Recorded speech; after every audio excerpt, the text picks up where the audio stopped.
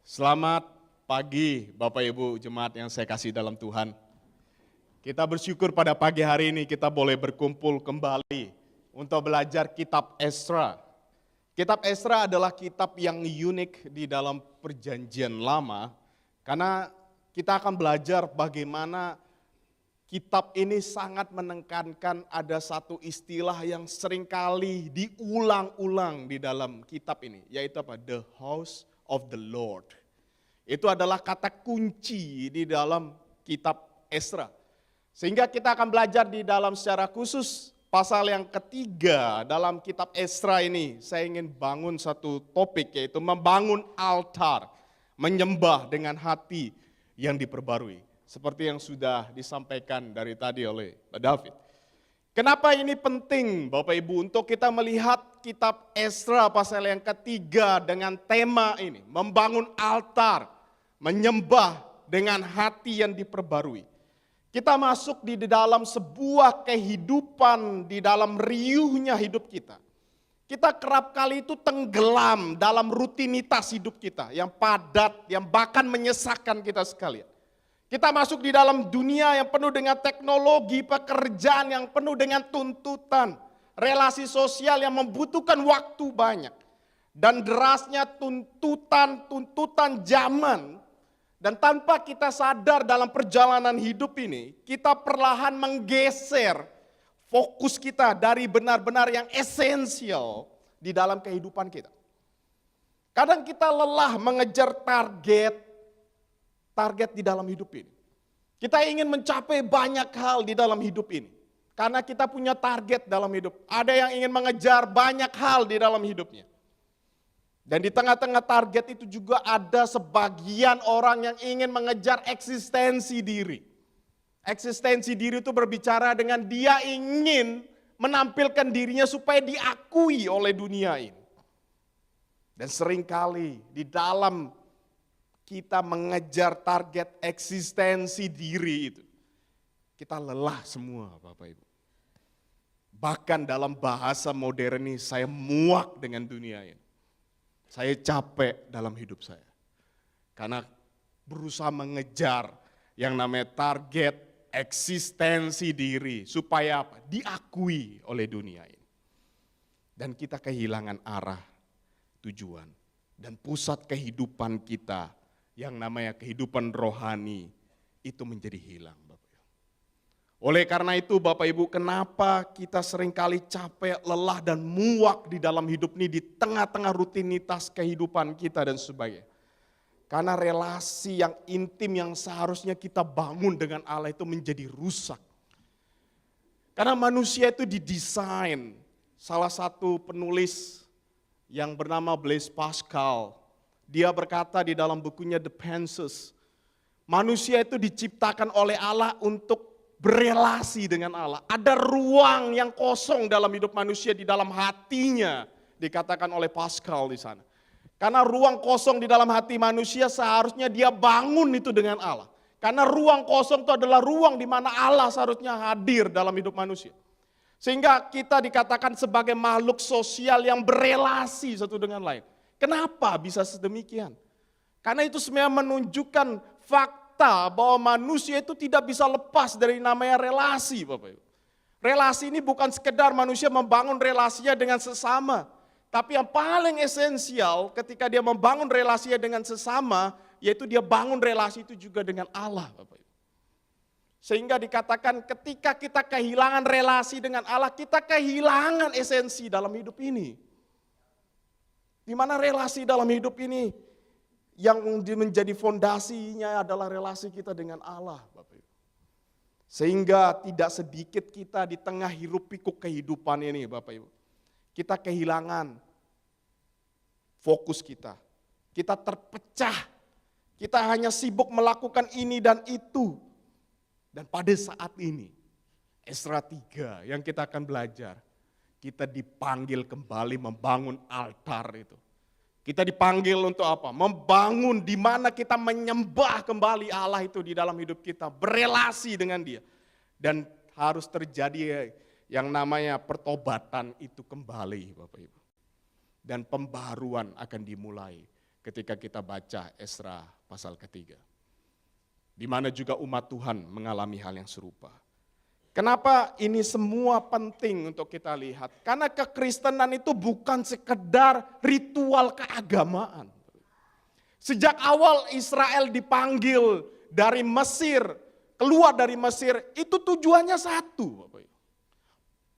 Memuji, menyembah Allah. Jelas sekali ketika Allah memakai Musa, memanggil Israel keluar dari Mesir, tanah perbudakan, itu tujuannya satu, untuk beribadah kepada Allah. Tujuannya untuk membangun kembali relasi yang intim dengan Allah. Karena kekristenan bukan soal ritual agama. Kekristenan juga bukan soal rutinitas saya datang ibadah tiap minggu, tapi tidak ada relasi di dalam Tuhan. Kekristenan bukan hanya berbicara tentang moralitas, Bapak Ibu. Tapi kekristenan yang esensial itu berbicara tentang apa? Relasi yang mendalam antara orang percaya dengan Allah. Kekristenan bukan hanya bicara banyak hal yang seperti keyakinan yang di luar sana. Kekristenan sangat spesifik mengatakan, berbicara tentang relasi dengan Allah. Bapak Ibu, relasi dengan Allah ini menjadi fondasi kita membangun relasi dengan yang lain. Ketika relasi kita dengan yang lain rusak, itu sebenarnya sebuah tanda apakah relasi kita dengan Allah itu baik-baik saja apa tidak. Ada kebenaran yang tidak pernah berubah dari dulu, sekarang, dan selamanya Bapak Ibu. Yaitu satu, Allah memanggil kita untuk berelasi dengannya. Dalam penyembahan dan Allah senantiasa memperbaharui hubungan tersebut melalui kemurahannya. Dan kita akan melihat perjalanan Israel jatuh bangunnya dari perjanjian lama. Untuk kembali apa? Relasinya dipulihkan. Dipulihkan. Bahkan Bapak Ibu, kehadiran Kristus itu juga merekonsiliasi relasi antara Allah dengan umatnya. Itulah yang kita akan lihat di dalam Esra pasal yang ketiga. Dan keseluruhan kitab Esra sebenarnya berbicara tentang hal itu. Dan kita lihat Bapak Ibu, kenapa relasi itu penting dalam kitab Esra. Karena kita sudah lihat di dalam pasal 1, pasal yang kedua, kisah bangsa Israel itu ketika dia kembali dari pembuangan, dimulai dengan satu langkah kalau kita baca dalam Esra pasal 3 ini. Bahkan dalam pasal 1, pasal 2 ada ungkapan yang sama. Mereka ingin membangun kembali mezbah bagi Allah. Kata kunci mezbah ini sebenarnya mezbah bait Allah, the house of the Lord. Itu satu rumpun yang sama mengarah. Yaitu membangun kembali rumah Allah itu di tengah hidup mereka. Dan menarik dalam Esra 3 ini ketika mereka kembali menginjak, setelah berapa lama mereka kembali menginjak tanah di mana mereka tempati itu. Dikatakan apa? Mereka punya kerinduan yang lebih besar, yaitu membangun mezbah Allah. Tindakan ini sebenarnya bukan sekedar membangun struktur fisik sebuah bangunan, Bapak Ibu. Ini menarik. Nanti kita lihat dalam Esra pasal 3. Bukan sekedar dia bangun gedung gereja, bukan. Tetapi sebuah pernyataan iman bahwa mereka ingin memulai kembali menempatkan Allah sebagai pusat hidup mereka. Ini penting sekali. Kadang kita kejebak kepada visual, fisik, tapi melupakan hal yang lebih penting di balik itu. Dan disinilah Esra mengingatkan umat Tuhan membangun mezbah Allah bukan sekedar fisik, strukturnya, tapi sebuah pernyataan bahwa mereka ingin menempatkan Allah itu kembali menjadi pusat hidup mereka. Kembali kepada penyembahan mereka sebagai umat dan Allah sebagai Allah mereka. Kenapa ini semua berkaitan Bapak Ibu sekalian? Karena kita perlu sadar bahwa mereka masuk di dalam masa-masa yang sulit. Mereka masuk ketika mereka dihancurkan dalam kerajaan Yerusalem, kerajaan selatan yang sudah dijelaskan oleh Pak Joni dalam Esra pasal 1. Di mana Yerusalem itu menjadi sentral ketika kita tahu ada kerajaan selatan, ada kerajaan utara di situ. Ketika kerajaan utara itu ibu kotanya Samaria Bapak Ibu dihancurkan oleh kerajaan Asyur. Yerusalem itu aman-aman aja. Yerusalem merasa mereka umat pilihan. Yang satunya itu Ya sudah, mereka campur di situ dan dihukum Tuhan, dibuang oleh bangsa Asyur. Bangsa Asyur ketika mengalahkan kerajaan utara yaitu Samaria, dikalahkan juga oleh kerajaan Babel, Bapak Ibu. Jadi Asyur kalah oleh Babel, Babel akhirnya menyerang Yerusalem. Dan kenapa orang Israel itu bingung, Bapak Ibu? Mereka nggak percaya kenapa Yerusalem itu dihancurkan, Bapak Ibu. Kenapa dihancurkan? Karena mereka merasa Yerusalem ini adalah pusat di mana rumah Allah itu ada. Jadi orang Israel itu tidak pernah merasa Yerusalem ini akan hancur, Bapak. Kalau Yerusalem hancur, mereka akan menganggap bahwa Allah mereka itu kalah dengan bangsa lain. Bapak Ibu bisa bayangkan. Jadi ada dalam konsep Israel pada waktu itu, mereka nggak mungkin hancur. Yang hancur itu apa? Kerajaan utara. Di mana itu ibu kotanya Samaria. Karena bagi mereka itu sudah tercampur baur, nggak lagi darah asli, Bapak. Pure blood. Jadi bagi mereka, mereka itu sudah nyembah berhala, bukan umat pilihan. Jadi kerajaan Yerusalem itu merasa mereka akan baik-baik aja karena ada rumah Allah di tengah mereka. Ada bait Allah di situ. Allah bersama mereka. Tapi yang menarik catatan Ezra ini, mereka diingatkan Yerusalem itu dihancurkan, Bapak Ibu, oleh Allah sendiri dengan bangsa Babel. Babel mengalahkan Asyur, Babel juga menghancurkan Yerusalem, dan nanti kita lihat Babel dihancurkan oleh Persia. Di mana sekarang dalam kitab Ezra, ketika kita ingat pasal 1, Pak Joni ingatkan kemurahan Tuhan di situ, mengingat mereka. Tapi kita melihat ada satu hal yang menarik di sini. Kenapa Yerusalem dihancurkan oleh Allah di mana rumah Allah ada di sana? Israel nggak pernah bayangkan itu terjadi. Sehingga kita bisa melihat bagaimana kondisi mereka. Mereka merasa mereka umat pilihan, ada bait Allah di mana ada rumah Allah di tengah mereka. Berarti ada Allah beserta mereka. Tapi kok seolah-olah Allah itu buang mereka. Allah kalah dengan bangsa lain. Dan sebenarnya Bapak Ibu, yang kita lihat dalam Yeremia 25 kalau kita bandingkan di situ. Sebenarnya Allah menghukum mereka.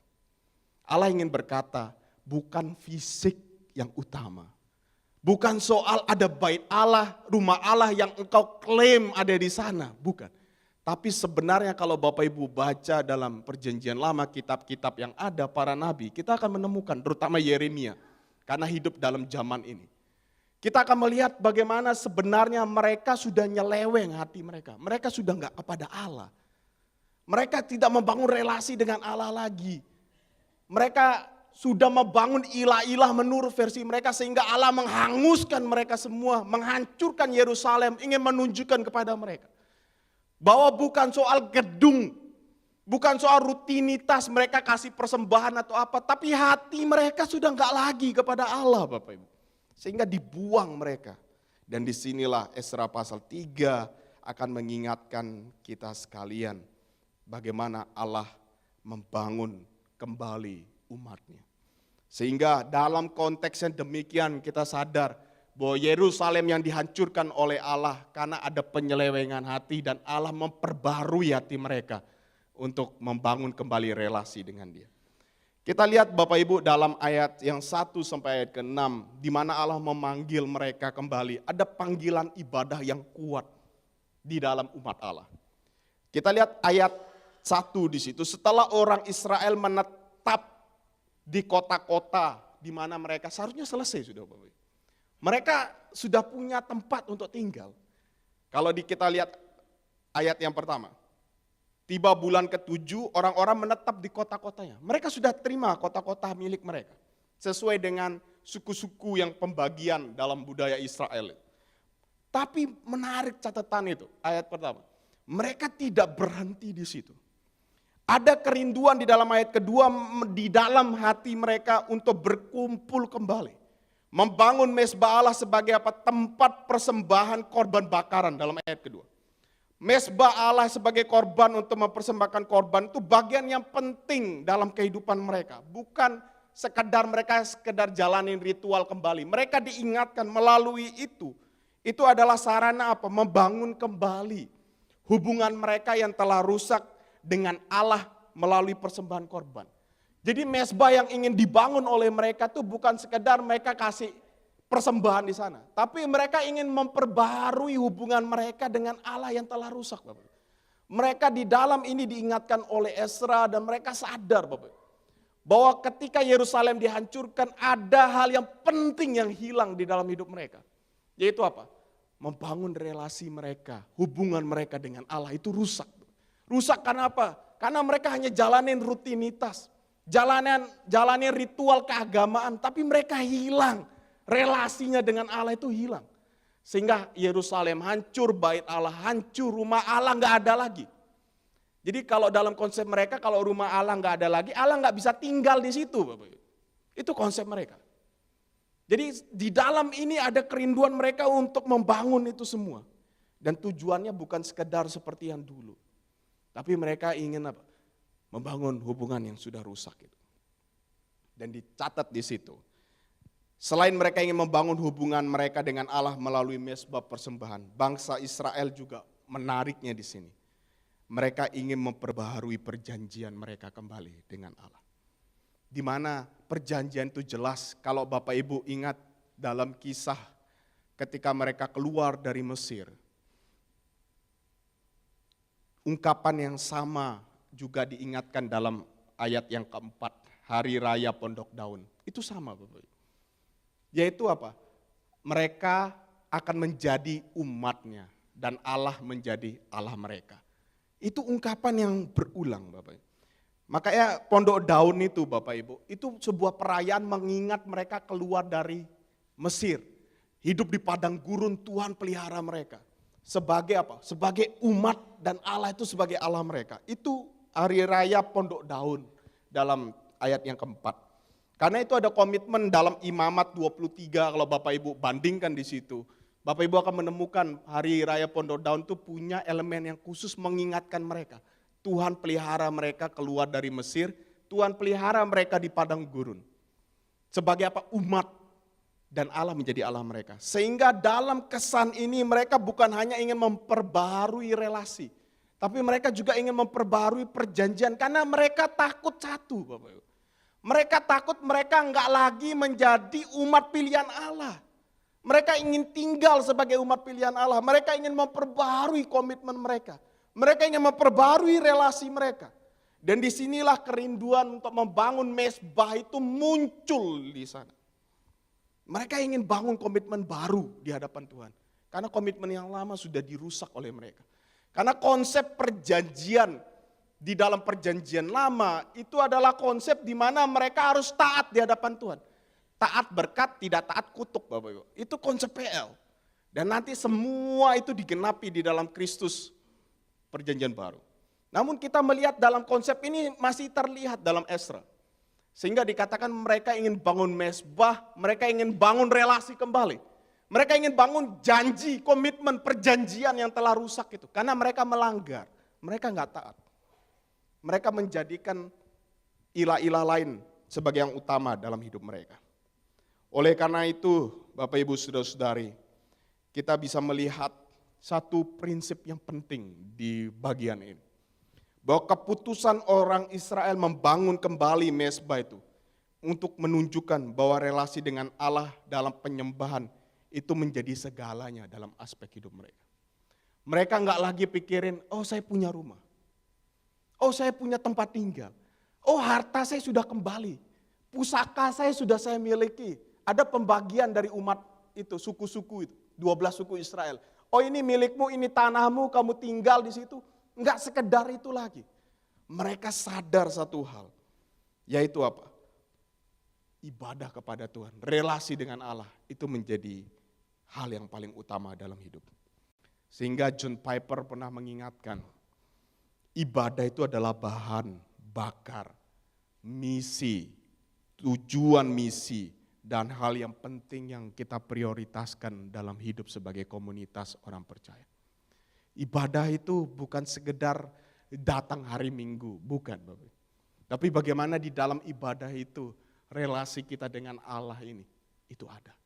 Sehingga beberapa teolog mengatakan ibadah hari Minggu itu adalah puncak celebration Itu adalah titik puncak selebrasi untuk bersama dengan umat Allah memuji kebesaran Tuhan karena Senin sampai Sabtu ada relasi pribadi bahwa kita bisa melewatin itu semua di dalam pertolongan Tuhan dan hari Minggu kita datang memuji kebesaran Tuhan. Dan disitulah ingin dibangun teologi yang diingatkan dalam kitab Esra. Oleh karena itu Bapak Ibu Saudara-saudari yang saya kasih dalam Tuhan. Dari pembelajaran yang pertama, di tengah dunia modern yang sibuk oleh karena pekerjaan kita, teknologi yang semakin canggih, tekanan sosial, kita harus sadar satu hal, yaitu menjadikan Allah pusat hidup kita. Sehingga Abraham Kuyper ingin mengatakan gini, kalau Allah tidak engkau tempatkan di dalam setiap lini hidupmu, dia bukan Allah sama sekali dalam hidupmu. Itu penting Bapak Ibu.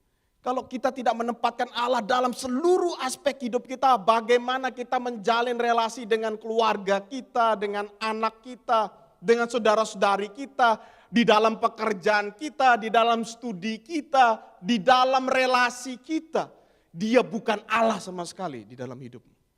Karena dia adalah Allah segala-galanya dalam hidupmu. Itu kata Abraham Kuyper. Sehingga kita perlu menyelaraskan hidup kita semuanya kepada dia. Itu adalah bentuk relasi yang mendalam kita dengan Allah.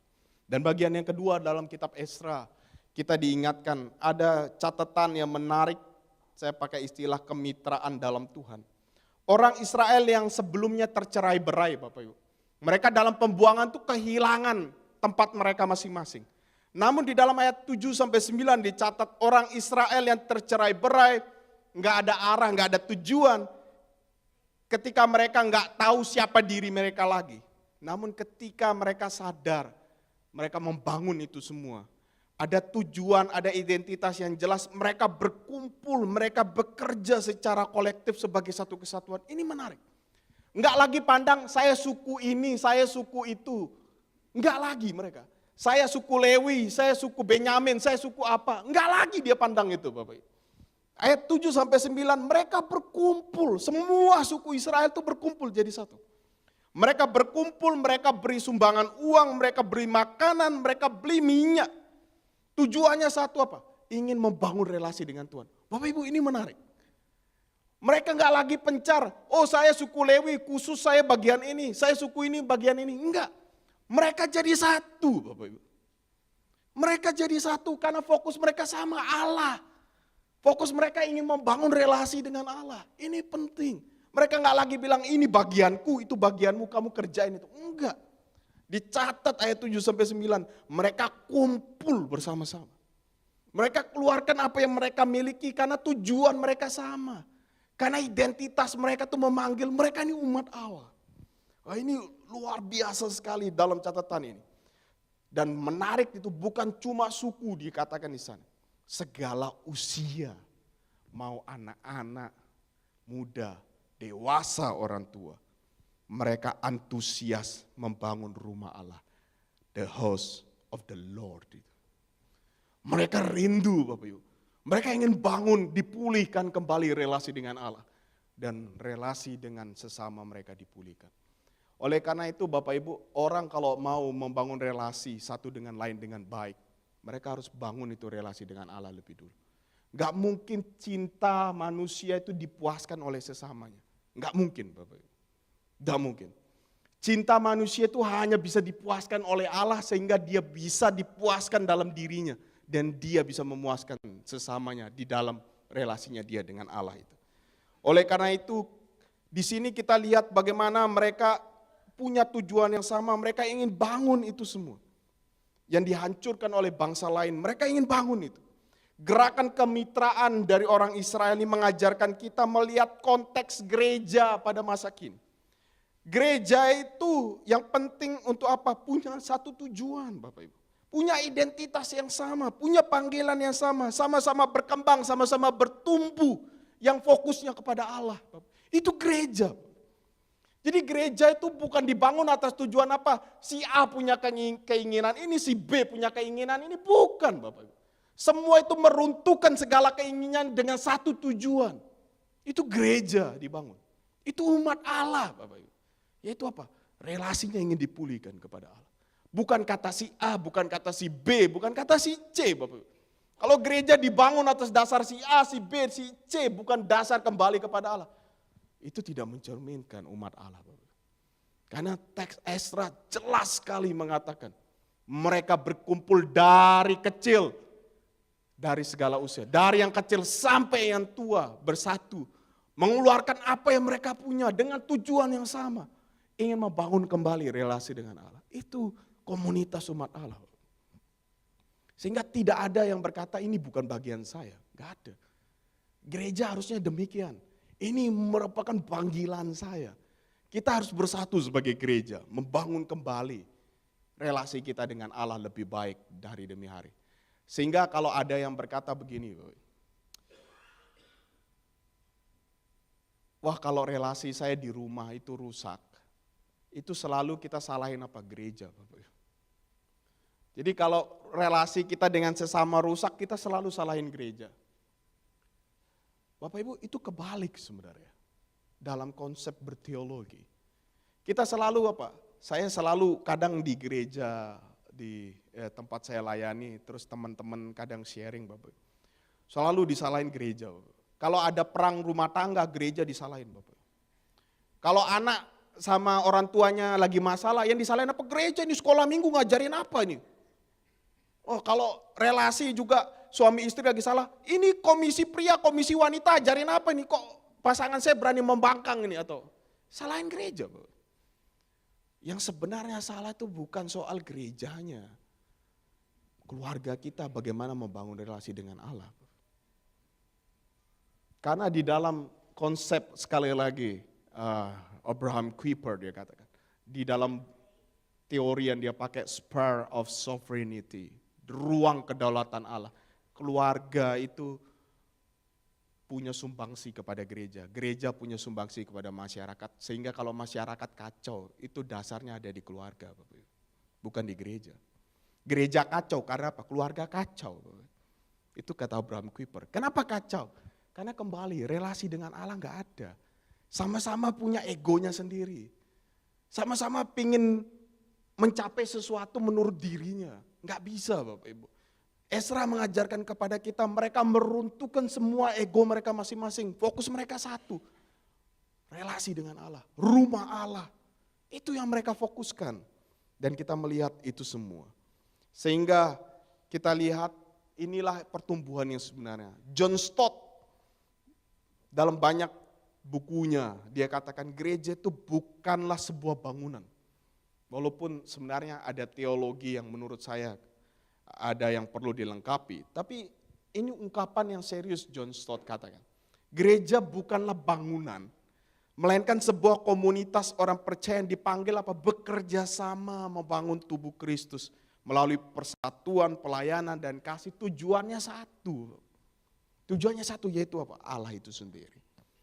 Dan di dalam bagian yang ketiga, kita akan melihat satu kenyataan di dalam kitab Ezra pasal yang ketiga. Dan yang kedua ini kita diingatkan apa? Sebagai tubuh Kristus kita dipanggil melayani satu dengan lain. Punya tujuan yang sama, punya terang dan jawaban di tengah dunia. Kita adalah komunitas yang punya tujuan yang sama. Kita dibangun atas dasar yang sama. Kita dibangun dengan panggilan yang sama. Sama seperti umat Allah dalam Ezra. Mereka gak peduli saya Lewi, saya suku Benyamin, saya suku yang ini dan itu. Mereka jadi satu. Bangun kembali rumah Allah. Mereka bawa apa yang mereka bisa berikan untuk kembali membangun relasi dengan Allah. Itu luar biasa. Mau tua, muda, sama, anak-anak sama-sama membangun itu. Dan gereja yang indah harusnya demikian. Dan yang terakhir bagian ketiga Bapak Ibu. Saya ingin katakan ada pujian, ada tangisan umat Allah di dalam perjalanan membangun relasi. Di dalam ayat 10 mereka bersukacita karena proses pembangunan dasar bait suci. Mereka memuji Tuhan Bapak Ibu. Mereka bersukacita karena proses itu sudah ada. Mereka bersukacita karena mereka kembali membangun relasi perjanjian dengan Allah. Pujian ini lahir karena apa Bapak Ibu? Istilah ayat 10 rasa sukacita itu lahir karena apa? Mereka bersyukur semua ini ajaib bagi mereka. Seperti yang dijelaskan Pak Joni dalam pasal yang pertama. Ini sesuatu yang luar biasa. Gak mungkin dalam sejarah kuno Bapak Ibu, ketika bangsa satu menduduki bangsa lain. Gak mungkin bangsa yang superpower ini memberikan kebebasan kepada bangsa yang dijajah. Gak ada dalam sejarah itu begitu Bapak Ibu. Gak ada. Gak masuk akal itu semua. Dan catatan satu-satunya itu zaman Persia mengizinkan mereka membangun itu Bapak Ibu. Ini nggak masuk akal Bapak Ibu. Dalam bayangan mereka ini nggak masuk akal. Makanya ayat 10 itu kenapa rasa syukur, sukacita itu muncul. Karena ini sesuatu yang melampaui pikiran mereka. Nggak mungkin bangsa lain itu bisa mengizinkan bangsa yang dia jajah itu untuk membangun kepercayaannya, budayanya, kembali kepada apa yang mereka sembah dan yakini. Nggak ada. Kalau Bapak Ibu mau lihat dari kerajaan Asyur ketika mengalahkan kerajaan utara, nggak ada mereka diberikan izin untuk itu. Babel juga nggak ada Bapak Ibu. Tapi di dalam zaman Persia diizinkan Bapak Ibu. Ini nggak make sense dalam sejarah Mesopotamia kuno, nggak mungkin. Dan kalau Bapak Ibu lihat sebelum Asyur itu Mesir Bapak Ibu. Jadi kalau kita lihat peradaban kuno, saya suka baca sejarah peradaban kuno. Itu ada Mesopotamia kuno, itu Mesir itu dulu hebat. Mesir dikalahkan Asyur, Asyur dikalahkan Babel. Babel dikalahkan Media Persia, nanti Media Persia kalah oleh Roma. Bapak. Ini sesuatu yang gak masuk akal bagi mereka, kok bisa diizinkan. Dan kesempatan mereka untuk apa? Membangun bait Allah. Kenapa penting pujian itu lahir? Karena mereka punya harapan Bapak ya. Harapan karena mereka masih punya Allah di sana. Itu rasa syukur yang mereka lahir. Makanya mereka pujikan itu sesuai dengan 1 Tawarik 16 ayat 34. Sebab ia baik. Bahwasanya untuk selama-lamanya kasih setianya. Itu muncul pujian yang sama dalam catatan Tawarik. Kenapa? Mereka sadar bahwa Allah itu setia. Allah itu setia kepada perjanjiannya. Sekalipun mereka tidak setia kepada perjanjian. Tapi Allah setia kepada perjanjian. Istilah kasih setia Tuhan itu kadang kita anggap remeh. Itu istilah yang sama dalam bahasa kita. Bapak Ibu tahu keset ya? Keset yang kita untuk bersihkan sepatu. Itu mirip dengan Ibraninya, Heset. Heset mirip Bapak Ibu. Kadang kita bilang kasih setia Tuhan tuh kita injak-injak Bapak Ibu. Kayak keset itu, gak berharga. Itu manusia. Heset sama keset itu mirip Bapak Ibu. Kadang heset itu kita anggap keset Bapak Ibu. Injak-injak. Israel juga sama. Kita injak-injak. Satu kata yang sama, makanya saya selalu ingat keset itu lihat, wah ini kasih setia Tuhan ya, jangan sekedar saya injak anggap indah, remeh. Kasih setia Tuhan tuh gak seperti keset yang kita injak-injak. Tapi manusia kadang lakukan itu. Karena satu kata ini sama, heset, keset. Kadang keset itu kita injak-injak gak kita pedulikan. Tapi kasih setia Tuhan kadang kita juga begitu. Tapi di sini kita diingatkan bahwa sekalipun kita injak itu, Tuhan gak pernah buang kita. Dan di sini dikatakan kasih setianya selama-lamanya. Allah setia walaupun kita gagal, Tuhan tetap memelihara. Dan banyak orang imam, orang Lewi, orang tua, dan di sini ada catatan yang menarik. Ayat 12, mereka menangis di sana. Di tengah sukacita tuh ada tangisan. Kenapa mereka nangis? Karena mereka melihat ada perbedaan besar dari apa yang mereka lihat pertama dengan yang lihat ini. Mereka nangis karena mereka bangun rumah Allah itu tidak seindah dulu. Itu mereka nangis. Mereka merasa mereka gak bisa berikan yang terbaik lagi untuk Allah. Karena pada dasarnya konsep mereka itu terjebak kepada gedungnya Bapak Ibu. Mereka gak bisa bangun seperti yang indah dulu zaman Salomo Bapak Ibu. Gak bisa. Mereka gak bisa bangun itu. Karena mereka dalam kondisi yang terpuruk. Mereka lihat ada perbedaan yang besar maka mereka nangis. Tapi secara bersamaan tangisan itu juga mengarah kepada mereka mengingat bahwa mereka ini adalah orang yang gagal. Mereka gagal Bapak Ibu. Gagal bukan hanya membangun fisik, tapi gagal juga membangun relasi dengan Allah sehingga mereka dibuang di situ. Di situ muncullah tangisan itu. Maka dari itu Bapak Ibu Saudara-saudari, ketika manusia gagal dan kita lihat Ezra ini nanti ditutup, Nehemia dan sebagainya, mereka tetap gagal. Mereka tetap gagal. Bait Allah akan hancur kembali, Bapak Ibu.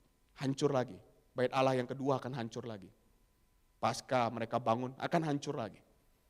Dan terakhir Bapak Ibu, istilah yang sama juga dipakai. Kalau Bapak Ibu ingat dalam perjanjian baru, ketika Yesus berkata, dia adalah Immanuel. Bapak Ibu ingat the house of the Lord, rumah Allah, di mana Allah tinggal di tengah mereka. Ketika bangunan itu, manusia itu gagal untuk menjaga perjanjian. Ketika manusia itu gagal untuk setia kepada Tuhan. Akhirnya apa? Allah nggak buang manusia itu. Ingat, Hesed, kasih setianya sampai selama-lamanya. Kristus datang, dia tinggal untuk memediasi kita dengan Allah. Kita yang gagal, Yesus genapkan itu di dalam ketundukan ketaatannya. Dan dia berkata, Immanuel, Allah beserta kita. Terjemahan yang lebih mendalam, Allah tinggal beserta kita. Bapak itu luar biasa. Rumah Allah itu the house of the Lord, itu berbicara Allah tinggal dengan Israel. Yesus juga berkata hal yang sama, Immanuel, aku juga tinggal beserta dengan engkau. Bapak Ibu itu luar biasa, menjadi kekuatan bagi kita saat ini. Kita harus bersukacita di dalam segala sesuatu, kata Tim Keller, di masa sekarang sambil mengakui kesedihan apa yang telah kita hilangkan dalam perjalanan hidup kita. Kita mengetahui bahwa Tuhan mengerjakan baik sukacita, duka cita yang kita hadapi untuk segala kebaikan di masa yang akan datang. Dan Tuhan bangun itu semua umatnya. Dan kita dipanggil untuk satu hal, menghargai pekerjaan Tuhan dalam hidup kita. Merindukan kepenuhan, kemuliaannya di masa yang akan datang. Dan kita lihat bait yang mereka bangun, the house of the Lord yang dibangun dalam kitab Ezra pasal 3. Kerinduan mereka, walaupun mereka sudah bangun dan dihancurkan kembali di masa yang akan datang. Tapi Allah sendiri dalam kasih setianya, Hesed, dia datang memenuhi perjanjian itu di dalam pribadi Yesus. Bukankah Yesus juga berkata, dialah batu yang dibuang, batu penjuru. Sebagaimana Pak David tadi katakan, dia juga menjadi batu fondasi di mana bait Allah itu dibangun. Dan dialah Kristus yang menghubungkan kita. Dia tidak membuang umat perjanjian lama, tapi bukan Israel yang merdeka saat ini. Dia juga tidak membuang kita pada masa sekarang. Dia adalah batu penjuru yang dibuang banyak orang itu, menjadi dasar untuk membangun the house of the Lord di dalam hidup kita. Dan dia adalah Allah yang tinggal beserta kita. Kiranya melalui kebenaran firman, kita boleh dibangun, mempertanyakan diri kita, sudahkah relasi itu ada dalam hidup kita. Tuhan berkati kita, Tuhan berkati firman-Nya. Mari kita berdoa bersama.